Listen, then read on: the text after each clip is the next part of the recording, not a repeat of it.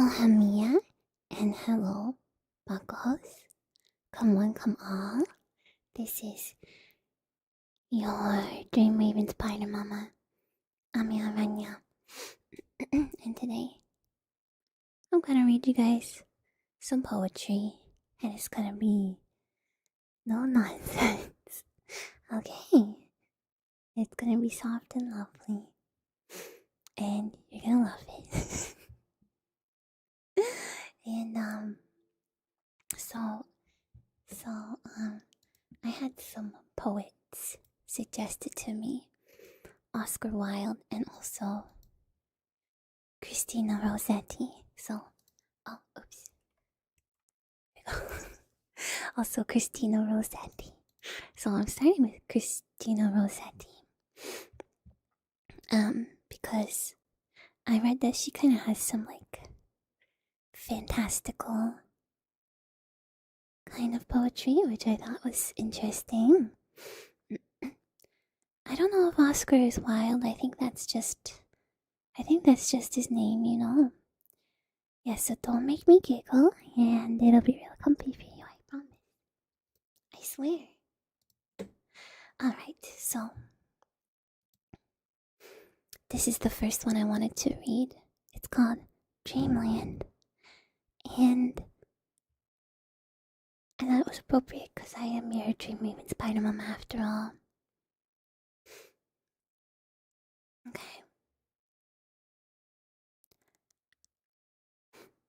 Where sunless rivers weep through waves into the deep, she sleeps a charmed sleep.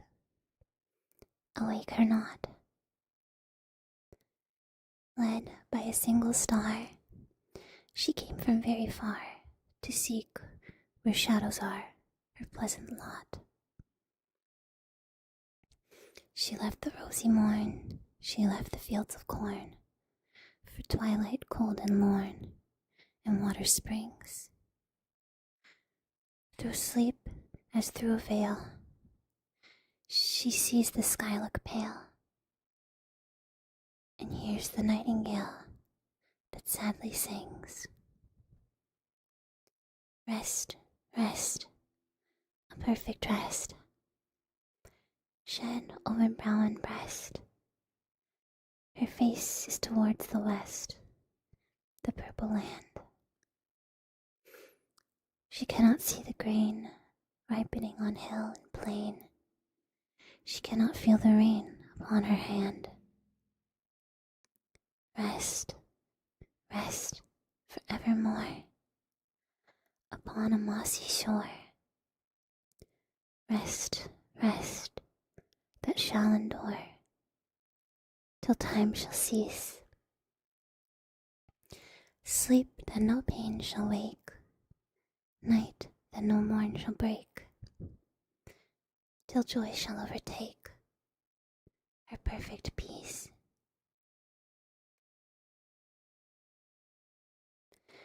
Do you guys think it's true? Do you think Dreamland is a purple land? I guess it doesn't say that Dreamland is the land. It's the land that's purple, you know. It says towards the west. Maybe it means mountains or something. Because, you know, sometimes mountains can look purple at a distance. And the west has mountains. Okay.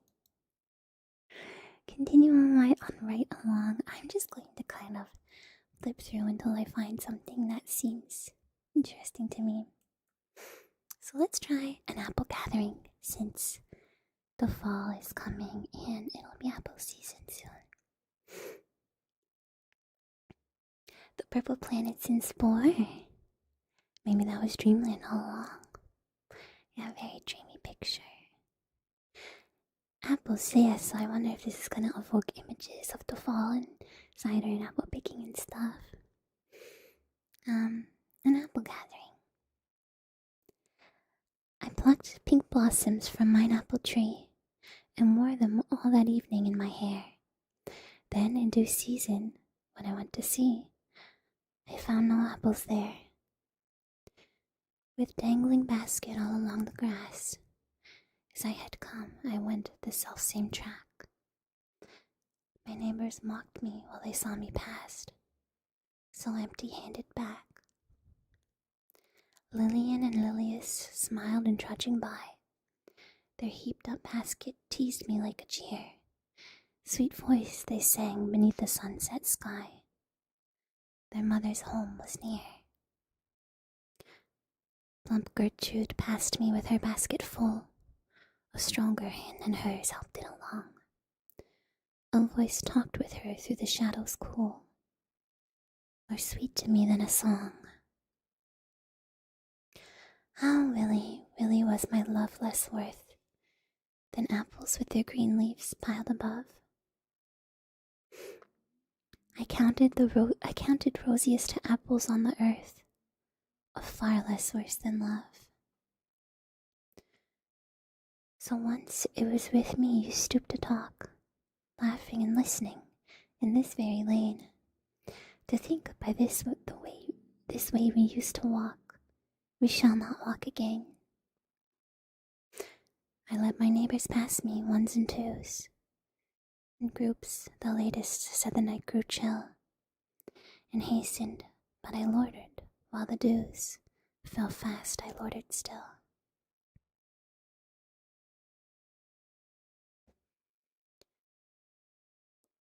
The pink blossoms make me think more of spring than autumn, to be honest, but I want to go apple picking so bad. I wonder if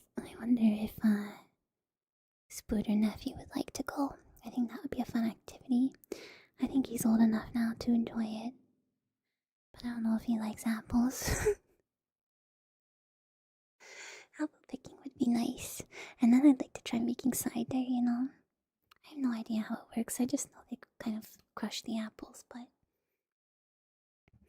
I bet you can do it yourself. You associate purple with dreams? Yeah, I kind of know what you mean. I don't know if it is because of me. I feel like maybe that's imagery that's like clouds, purple clouds. Berry picking might be over this year. Yeah, I guess berry picking's probably better for little ones since they don't have to, have someone lift them up. But yeah, I'd love to go. Well, this one's not too long. Let's read it. Twilight calm. Purple pink is dreams? Well, then ain't I perfect?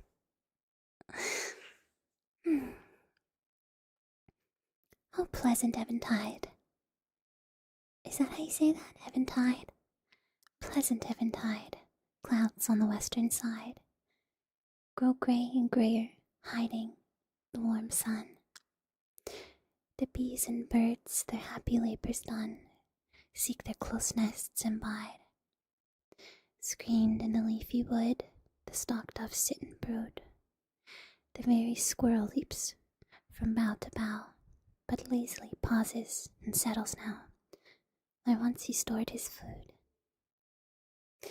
One by one the flowers close, lily and dewy rose, shutting their tender petals from the moon.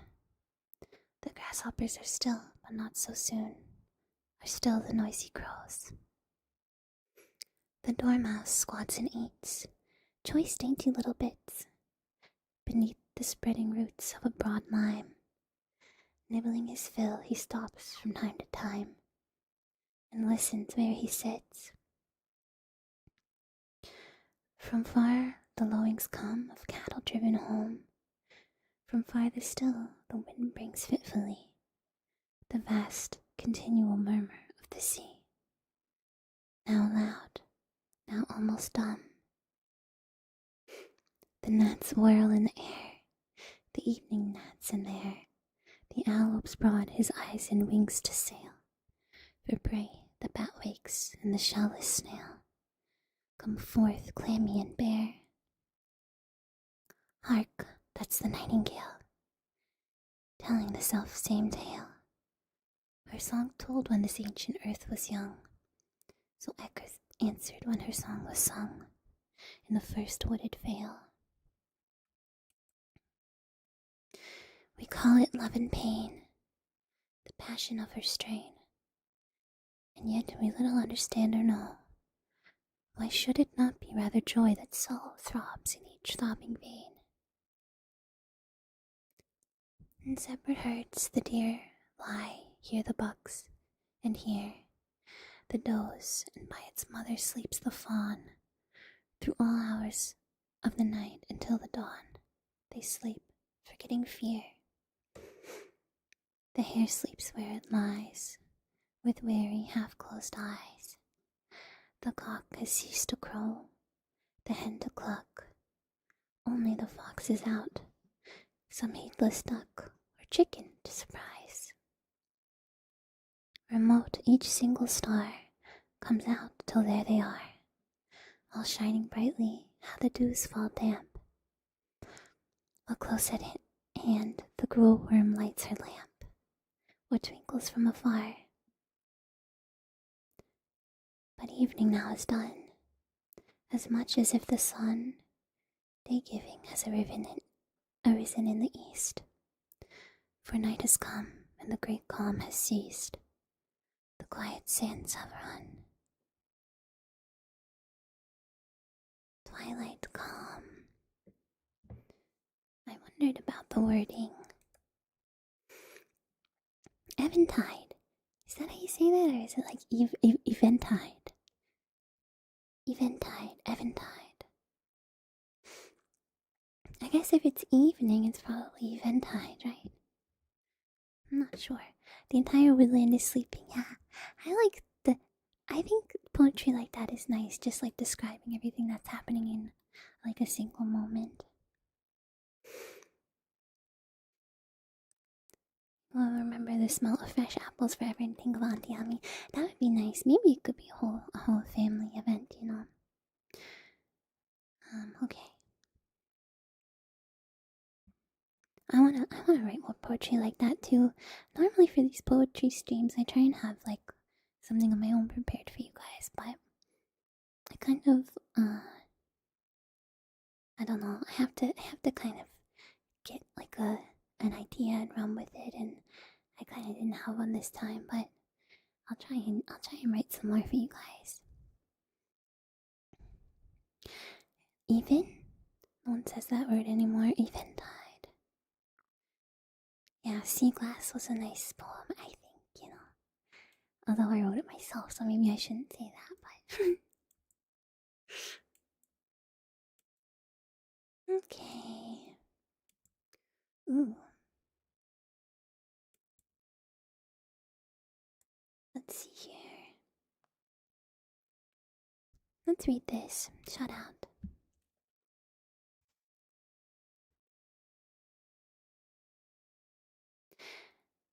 Does the eventide have an evening flow? I think it has to do with evening. Evening tides. Oh, that's such a pretty word. I know it that way because eventide is a Magic the Gathering set based on fairy tale stuff. Morning tide and... okay, eventide maybe. Okay, so eventide. We'll go with that. Okay, so I don't know what a poem called Cousin Kate could possibly be about. I'm kind of curious, but we're gonna read Shut Out because I'm even more curious about this. Sorry, my chair. The door was shut. I looked between its iron bars and saw it lie, my garden, mine, beneath the sky, pied with flowers, bedwed and green. Bedewed. Bedwed. Let's start over. The door was shut. I looked between its iron bars and saw it lie, my garden, mine, beneath the sky, pied with all flowers, bedewed and green. From bow to bow, the songbirds crossed. From flower to flower, the moths and bees. With all its nests and stately trees, it had been mine, and it was lost. A shadowless spirit kept the gate, blank and unchanging like the grave. I peered through, said, let me have some buds to cheer my outcast state. He answered not, or give me then but one small twig from shrub or tree, and bid my home remember me, until I come to it again. The spirit was silent, but he took mortar and stone to build a wall. He left no loophole, great or small, through which my straining eyes might look. So now I sit here quite alone, blinded with tears, nor grief for that, for naught is left worth looking at, since my delightful land is gone. A violet bed is budding near, wherein a lark has made her nest. And good they are, but not the best, as dear they are, but not so dear. You see, this is what I found interesting. This mention of a spirit and I don't know. It's like an interesting story because it's like what's going on. There's somebody and they're looking out between bars. They're behind bars and they're seeing things. And the spirit's like, I'm not gonna let you see those things anymore because then you're gonna long for them. It's a religious allegory. Oh, so you don't think it's like a literal spirit ghost? It's like the Holy Spirit, maybe? Or is it a reference to some kind of biblical story? Not sure. But if anyone has insight, I'm very curious.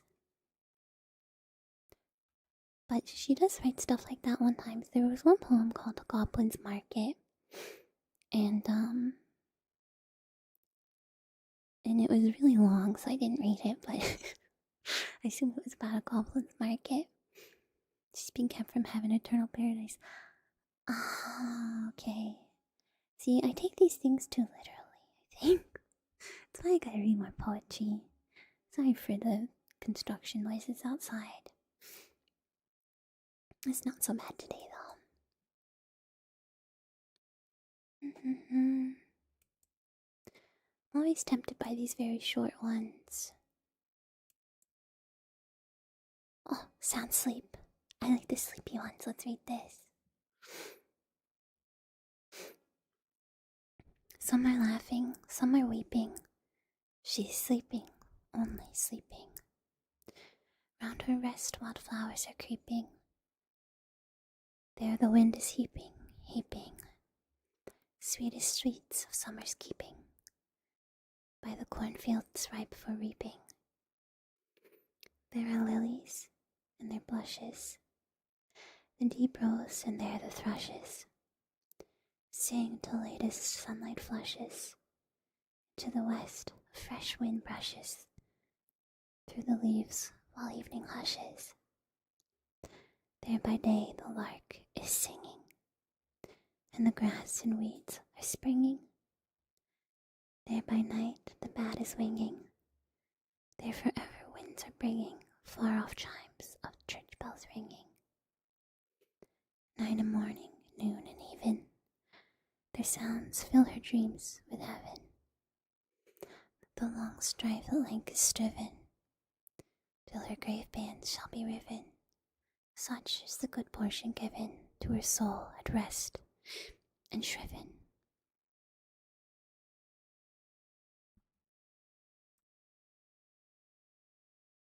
A lot of familial poetry too.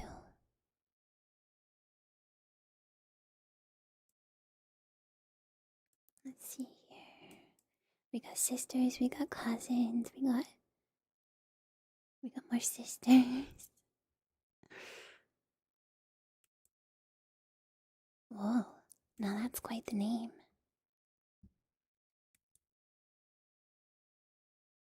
In the Round Tower at Johnsey, 8th June 1857.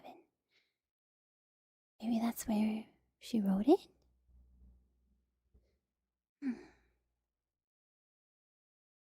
Sounds morbid.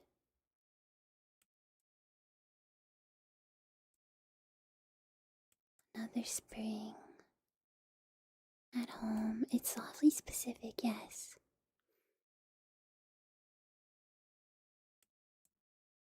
Let's see.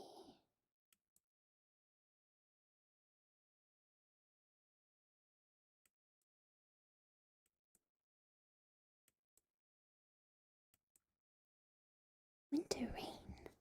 I like the sounds of that. I'm attracted to things that have to do with seasons. You can't tell. Suggestions? Probably not today. I have 2 books or 2 authors prepared for today, but I can definitely take suggestions for future poetry. So hype for the fall. I know. All the pumpkin stuff. Cinnamon. At the tower in Jazzy, I got a poem next to it in my truck by the lake near Santa Fe. Well, the tower one seemed much more eloquent. I didn't spill anything, it's not my book. This is on archive. Every valley drinks, every dell and hollow, where the kind rain sinks and sinks, green of spring will follow. In a lapse of weeks, buds will burst their edges, strip their wool coats, glue coats, streaks in the woods and hedges. Weave a bower of love for the birds to meet each other. Weave a canopy above, nest and egg and mother. But for fattening rain, we should have no flowers, never a bud or leaf again, but for soaking showers. Never a mated bird in the rocking tree tops, never indeed a flock or herd to gaze upon the lea crops. Lambs so woolly white, sheep the sunbright lays on. They could have no grass to bite, but for rain in season. We should find no moss in the shadiest place, find no waving meadow grass, pied with broad-eyed daisies, but miles of barren sand, with never a son or daughter, not a lily on the land, or a lily on the water. 'Cause it's winter. Late winter in March is so nice when the cold finally breaks. I think I know what you mean, like it's still kind of sunny, or it's still kind of, snow on the ground, but it's starting to get kind of sunny and warm. I do like that too. It's nice living, I think, sometimes I underappreciate how nice it is living in a place that has, like, all 4 seasons very distinctly separated, even if winter is very, very long. Like, at least the other seasons exist, No, it's nice. My tummy is fine. I just ate, actually. Far north in tundra.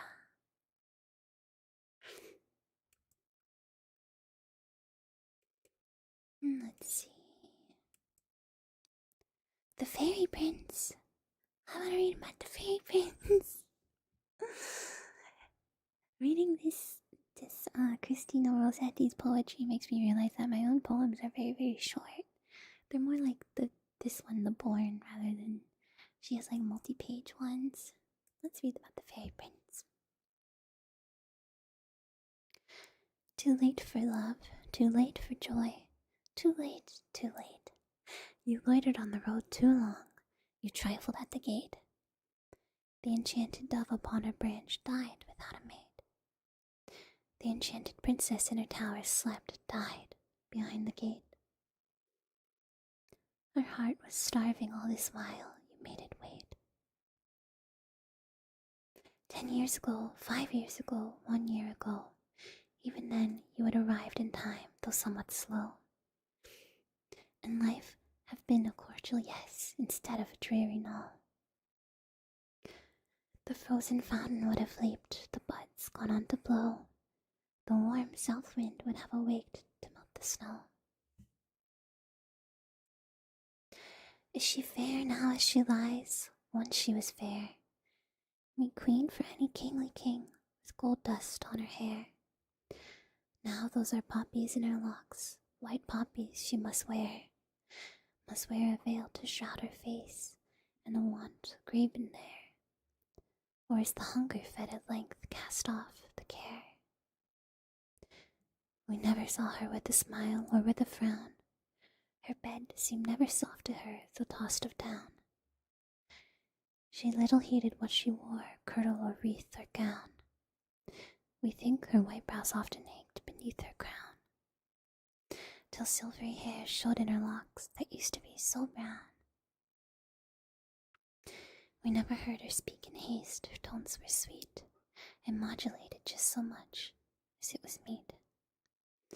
Our heart sat silent through the noise and concourse of the street. There was no hurry in her hands, no hurry in her feet. There was no bliss drew nigh to her, that she might run to greet. You should have wept her yesterday, wasting upon her bed. But wherefore should you weep today, that she is dead? Lo, who we love, weep not today, but crown her royal head. Let be these poppies that we strew. Your roses are too red. Let be these poppies not for you, cut down and spread. She got old waiting for a fairy prince. That's what I'm taking from that. You see, my analytical skills for literature are not where I would like it to be. But I think it's okay if you take, you can take multiple meanings from stuff. To me, everything is literal. Okay, let's try one more from, devotional poems. Oh, there's categories. It was a little tragic, yeah. Let's try one more from her before we move on to Mr. Wild.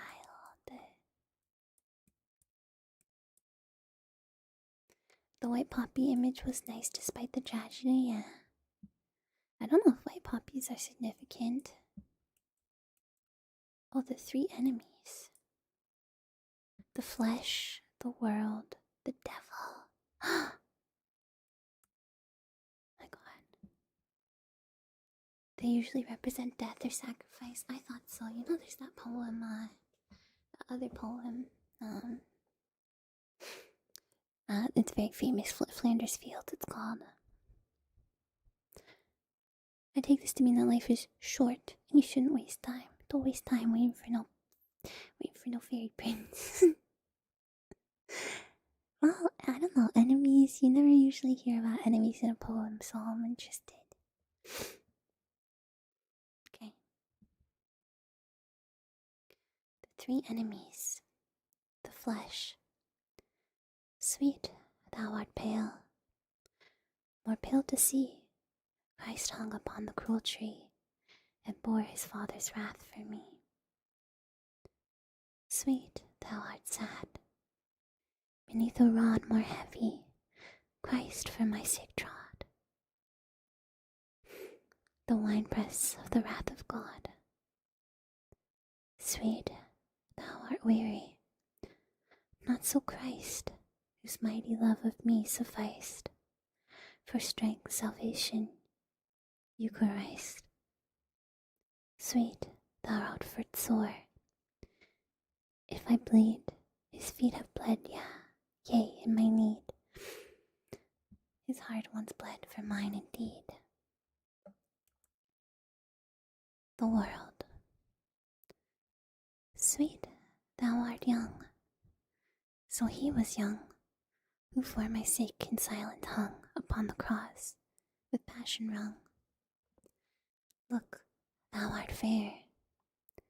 He was more fair than men who deigned for me to wear a visage marred beyond compare. And thou hast riches, daily bread, all else is his, who living, dead, for me lacked where to lay his head. And life is sweet. It was not so to him whose cup did overflow with mine unutterable woe. The devil. Thou drinkest deep. When Christ would sup, he drained the dregs from out my cup. How should I be lifted up?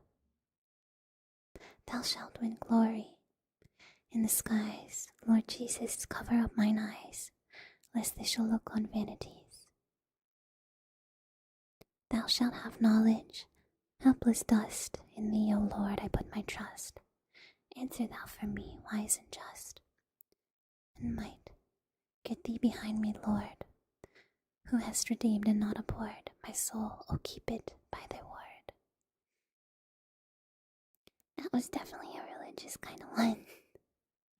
You know what's interesting? In some of these poems, I can tell they're intending for you to read a word not as it would normally be pronounced. I guess just for the sake of, the flow of the poem, but I have a hard time with that. Like this one, thou shalt win glory in the skies, Lord Jesus, cover up mine eyes, lest they should look on vanitize. I'm sure they would prefer. I'm sure she would prefer you read it as, so I'll try and get better at noticing when that happens. Okay. Check out Mr. Wild. I picked this one in specific because it has a nice looking cover. Old pronunciations too, yeah, it could be that. Cover up my eyes and the spirit builds a wall to keep you out. It's so sad. Okay. Yeah, it's a very wild cover. I think I'll have to just let me shore this up a little bit, guys.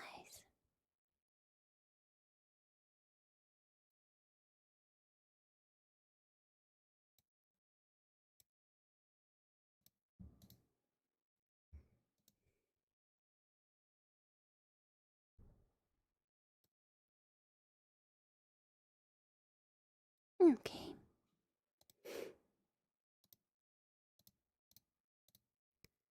Now let's take a look.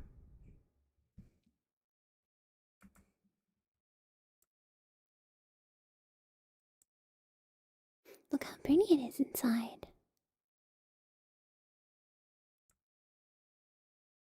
Wow, okay, we got a whole table of contents.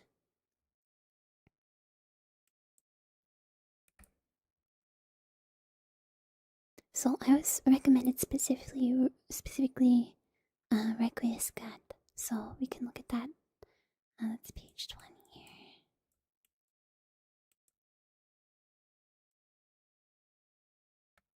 Let's read this one. Oh, there's like a preamble. Okay, let's take a look. In 1867, when Wild was 12, his younger sister Isola died with a fever. Oh. He was deeply affected and spent many hours alone by her grave in St. John's Graveyard, Edwardston, Cole? Longford. At 19, on a visit to Avignon, he remembered her in this poem. The lines evoke the Elizabethan madrigal with a melodious restraint, not unlike the early verses of James Joyce, written in Dublin, or 2 decades later. Deceptively simple, Requiescat, may she rest, confronts the reality of death, moving from a fond sense of Isola's presence in the first verse to the final realization she has irrevocably gone from him. All his life, Wilde carefully preserved a twist of Isola's hair. After his own death, it was found in his hotel room in Paris. Mr. Wilde. Okay, so this might be a little bit sad, but let's give it a read.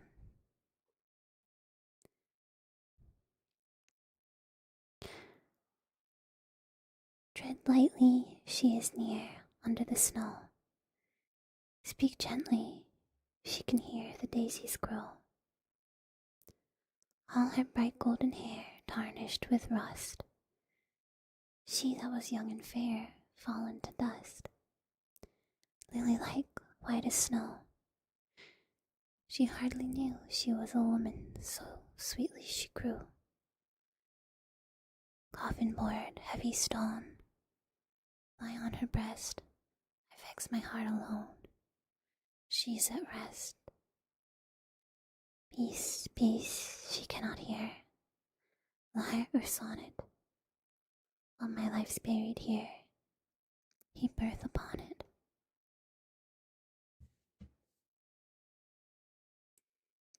I don't want to know the context. It's so sad.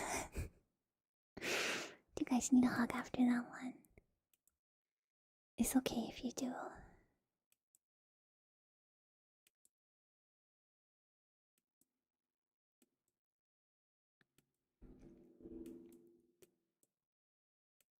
Oh, there's not that much poetry in this. Oh, here we go. Here's one.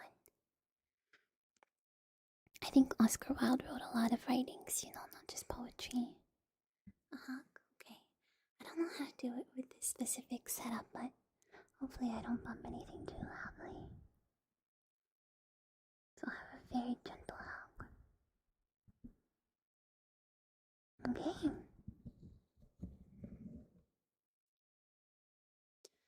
Alright. I love the little description, so that's helpful for me who is who is what's a good word to use?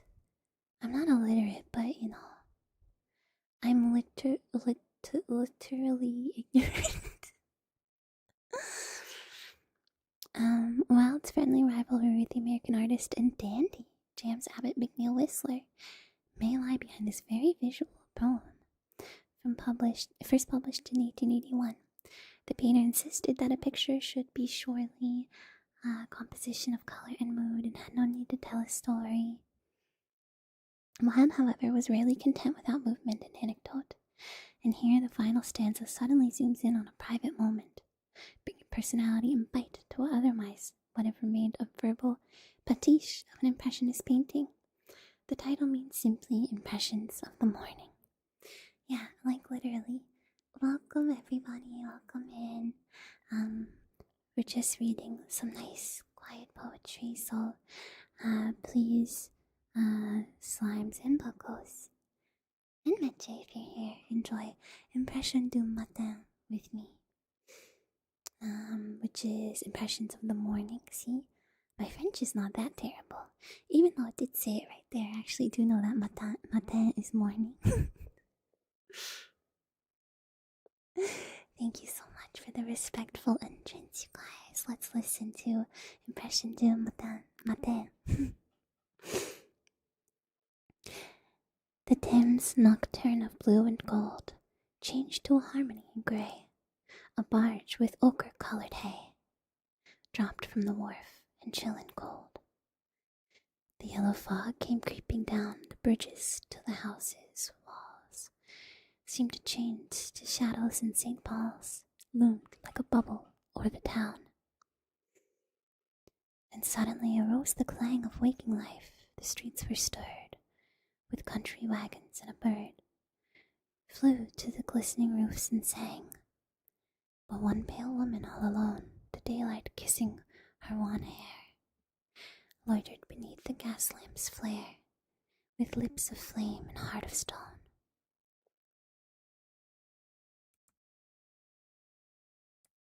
How is this about this rivalry with this dandy?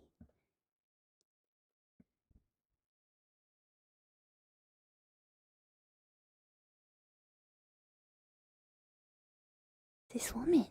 I'm so confused. Also, he was an artist, I guess, so maybe it's a commentary on his piece of art that he did. Interesting. So maybe he's like roasting his art, I'm not sure, but getting roasted.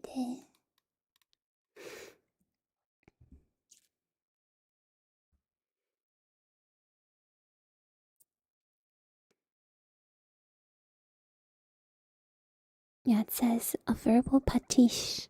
What is a pastiche of an impressionist painting? Isn't impressionism very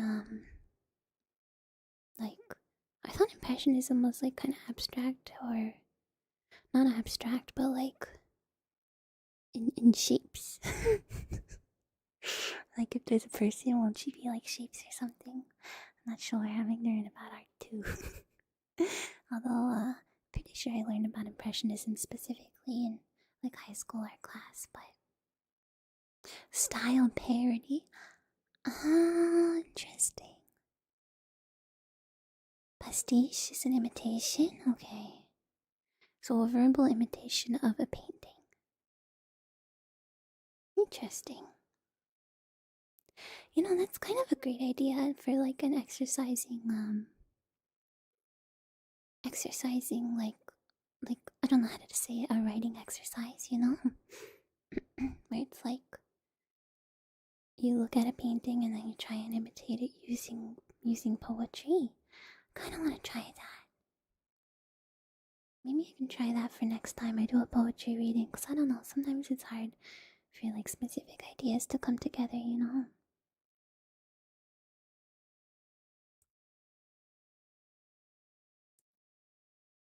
This one's quite dramatic. I just saw Cleopatra mentioned. Disobedience is man's original virtue, huh? There's so inquire. I don't know if there's much I can say except go fast, you know? You don't have to do it live if you see some art. Yeah, no, that's what I mean. I won't do it live, but what I'll do is maybe try and write something and then I can read it to you guys next time. Ooh. I like the sounds of this if it will load. Okay, here we go. The Harlot's House. The Harlot's House is one of the most hauntingly evocative of Wilde's poems. It was written in Paris in 1883 during a break between lecture tours. A Danse Macabre, or Dance of Death, is in progress to the strains of Waltz by Johann Strauss, ironically entitled Treu Lebes Hills. I don't know how to say. I think it's German. Trues Lebes Herz, the heart of true love. Curiously, a tune of that title has proved impossible to find, as it may well be Wilde's invention. The verses caused, as one biographer has commented, some stir at the time because it was not the custom for Victorian poets to write on brothels. Ah, so it's about a brothel and it was controversial. I see. Well, I'm very curious. I don't think it'll be graphic or anything, so let's take a look.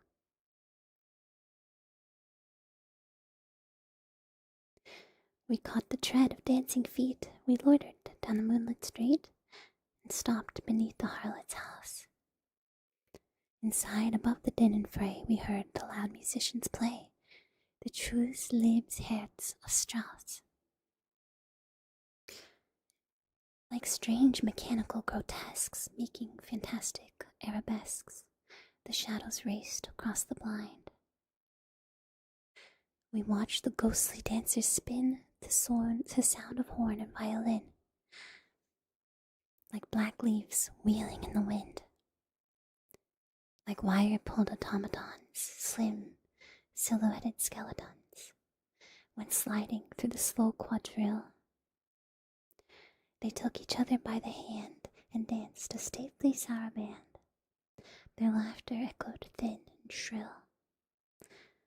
Sometimes a clockwork puppet pressed a phantom lover to her breast. Sometimes they seemed to try and sing. Sometimes a horrible marionette came out and smoked its cigarette upon the steps like a live thing. Then, turning to my love, I said, "The dead are dancing with the dead. The dust is whirling with the dust." But she heard the violin, left my side and entered in. Love passed into the house of lust. Then suddenly the tune went false. The dancers wearied of the waltz. The shadows ceased to wheel and whirl. And down the long and silent street the dawn with silver-sandaled feet crept like a frightened girl. Okay. So it's more of a... It's not Wilde saying that he, went to a brothel and was like, yeah, this is sick. It's more like, just a commentary on what was happening. For better or worse, I guess, just like an observation. That was really, really, really neat.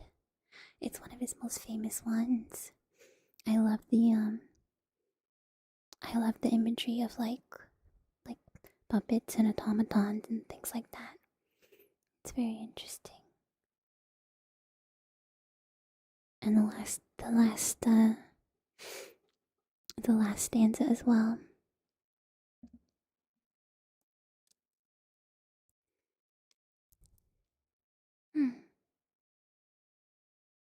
Okay,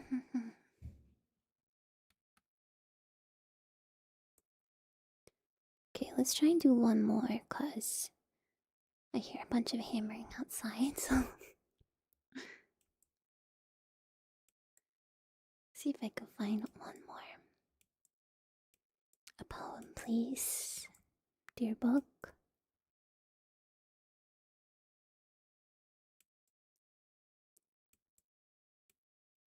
Please, dear book. These are like interviews or something.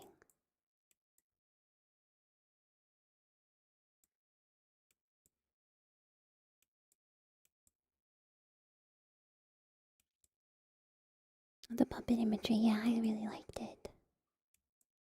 Poems and endings. Okay, this is promising.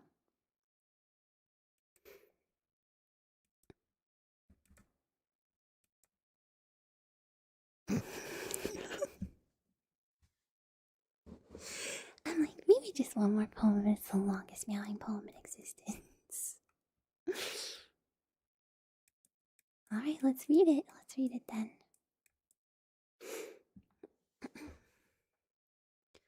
I hope you go on to finish off the day. From the Ballad of Reading Gaol. This extraordinary poem, the only substantial work while completed after his release from prison. Oh, what did he go to prison for? Was first published under his prison number C33. Weil knew all too well what he was writing about. In reading Gaol, he became concerned about England's prison policy, and his letters to the newspapers helped improve conditions a little. The ballad, which bears comparison with Coleridge's The Rime of Ancient Mariner, has since become a favorite among those who like to learn long poems by heart, though it's 100 plus, it's pronounced jail. The Ballad of Reading Gaol. The Ballad of Reading Jail. For swinging a certain way in a... Oh! Yeah, sorry, that's my Nihongo coming into effect there. Gaol.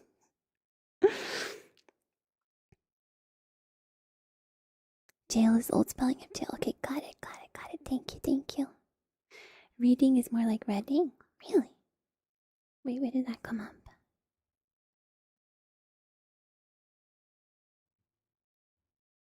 Reading and Reading Jail. Reading Jail. Okay, that's a location, I see. The record that means Fitzgerald Devil. I would need to sing that. Okay, so maybe this is a commentary. Well, let's read it. In 1936, W.B. Yeats shortened it for inclusion in the Oxford Book of Modern Verse and tried to make a virtue of necessity by claiming that he had plucked its foreign feathers. This selection takes a different view. Okay, so this is a selection. It's not the entire poem, is my understanding. Elden Ring does the same thing with jails. That's why you guys know how it's pronounced. Okay.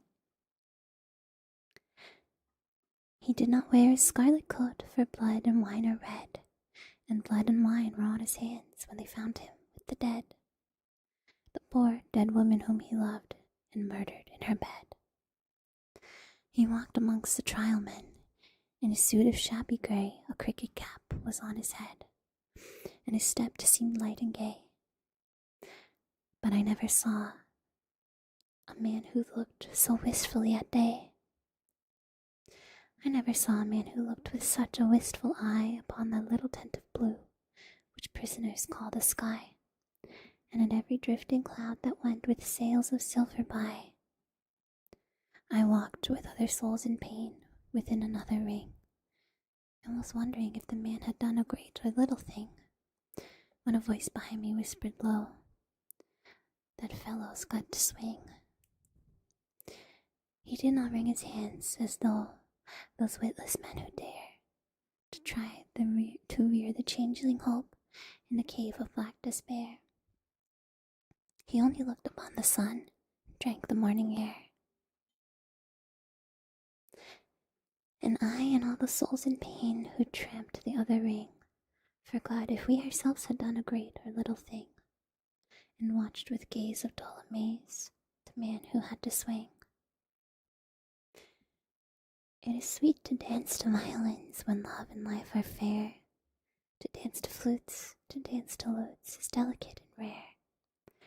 But it is not sweet with nimble feet to dance upon the air. The governor was strong upon the regulations act. The doctor said that death was but a scientific fact, and twice a day the chaplain called and left a little tract.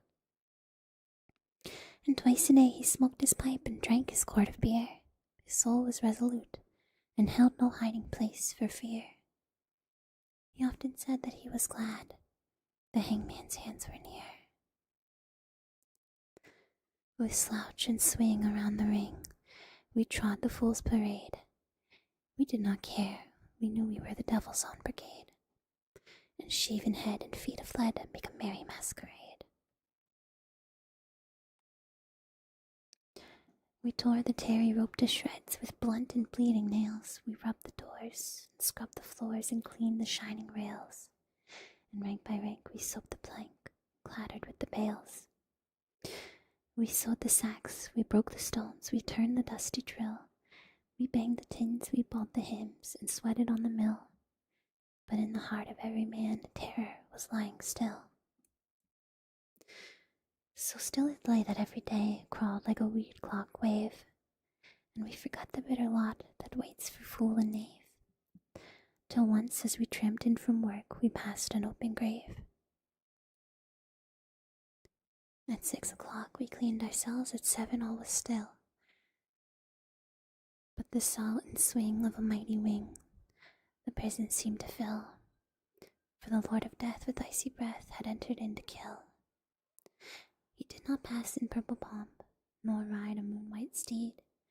3 yards of cord and a sliding board are all the gallows need. So with rope of shame the herald came to do this secret deed. We made it for the stroke of 8, each tongue was thick with thirst. For the stroke of 8 is the stroke of fate that makes a man accursed. And fate will use a running noose for the best man and the worst.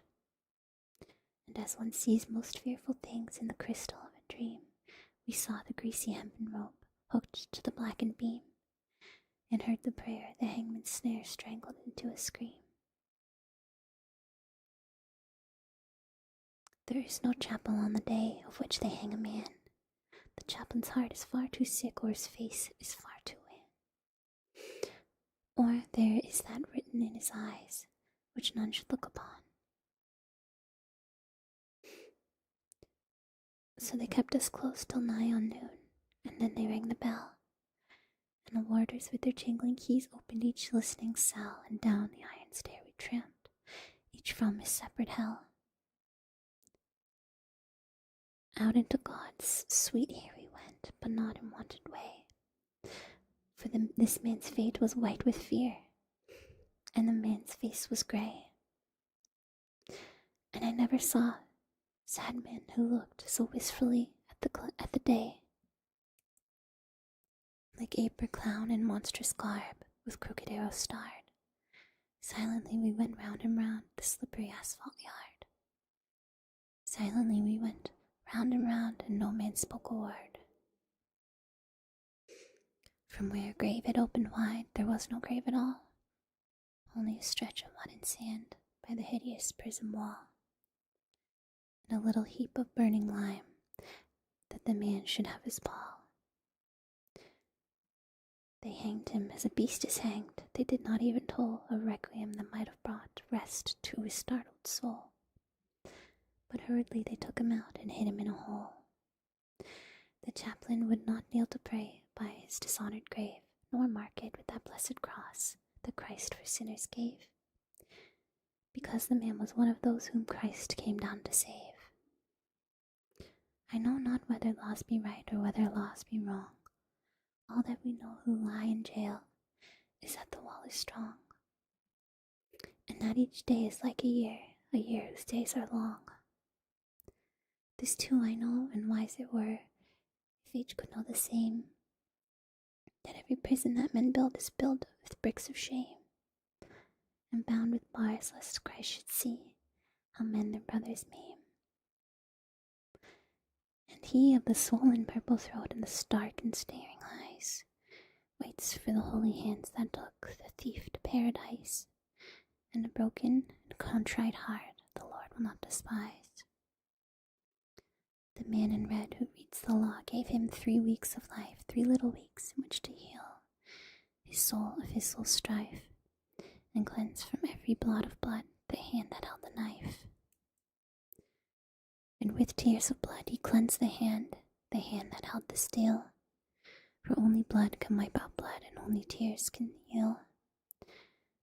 And the crimson stain was of Cain, became Christ's snow-white seal.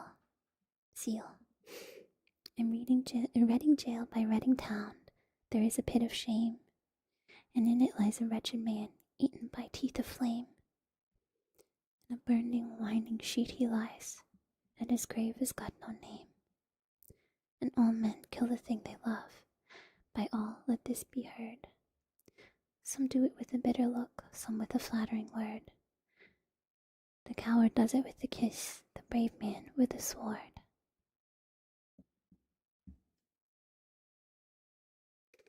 You know what? It's a bit morbid to end it on, so I'm going to read this poem he made to his wife.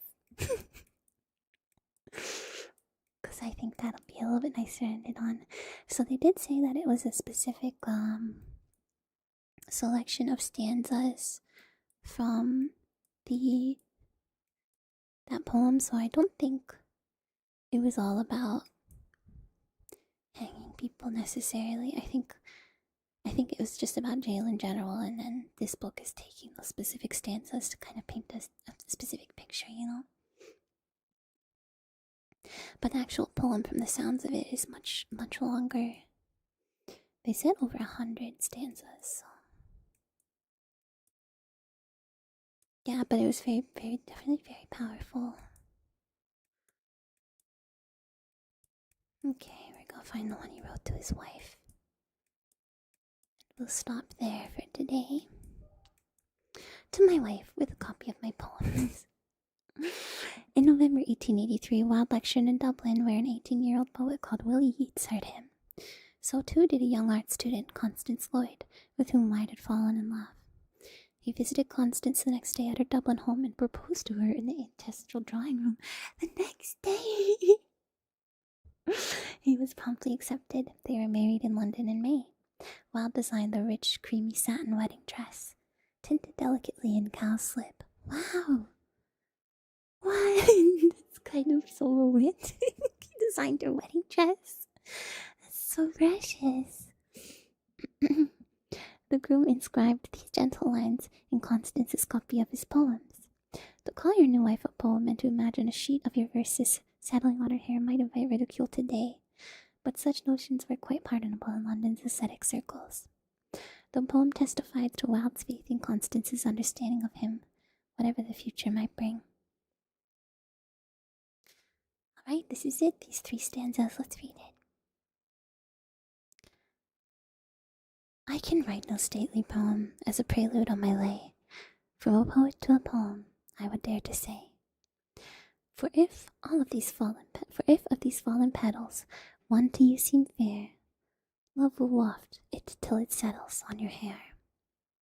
And when wind and winter harden all the loveless land, it will whisper of the garden, you will understand. There we go. Now I feel less trepidatious about stopping there for today, because